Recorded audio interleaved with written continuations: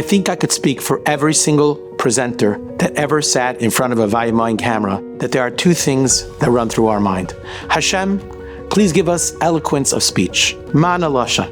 And also Hashem, help this message arrive where it needs to arrive. I'm about to share with you a story that is absolutely mind-blowing. But to share the story, almost in first person, is my dear chaver, somebody who's beloved to Klal Yisrael, Rabbi Chaimowitz. Shalom Aleichem Rabbi. I was zoiche to make a full day behind the scenes with Vayamoin as part of a series called What a Day, which I go with business owners or organizations and I show a full day behind the scenes of their work. And now we're going to the studio in Brooklyn to meet Psachia and the two Rabbanim that are going to be interviewed. So my very good friend found out about Vayamoin from this video, and he found time to watch the Vayamoin clips on Hoshana Rabbah night, right after he finished his Seder in Shul. He came home, he parked his minivan on a street in Borough Park where it was mobbling. It was extremely windy that night and raining like crazy. He was sitting in his car trying to check out the clips of Vayamoin.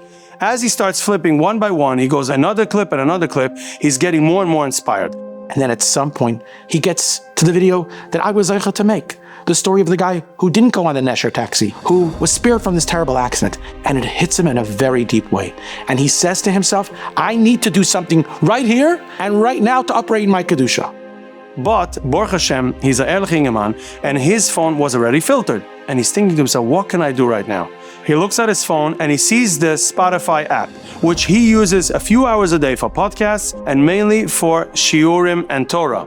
But sometimes there are advertisements there that are not appropriate. He's thinking to himself, you know what, this is a good opportunity. Although it's very hard for me, I'm gonna erase this app. And as he's erasing the app, boom! His car is rocked by almost an explosion. The entire car shakes. It took him a few seconds to get out of the car and realize what just happened. A piece of this massive branch pierced directly through the windshield, into the dashboard, inches from where he was sitting.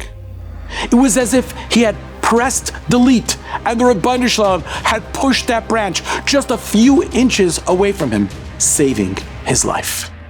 If that was the end of the story, we could walk away inspired. But there's another amazing piece to this.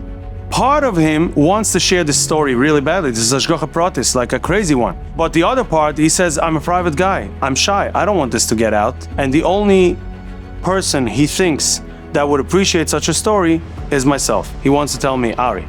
The whole Yom Tov, he's going back and forth in his mind. Should he tell? Should he not tell? He comes on Motzi Yom Tov and he says like this, Hashem, if you want me to tell the story to Ari, bring Ari to me. And that will be my simon. He goes onto his computer to watch Reb Eli Stefanski. He does that every single day. In the middle of the shir, the craziest thing happens. Today, I reached out to our very good friend, Rabbi Ari Chaimowitz. I'm looking at you, Ari. He was shivering all over, and he realized that moment that Hashem is telling him, go tell this story to Ari. You need to tell this story of Ashgacha Pratis to more people. And Baruch Hashem, he did. Because now we could see what happens when a person watches a Vayamoin video, but doesn't just let it slide. He does something instantaneously.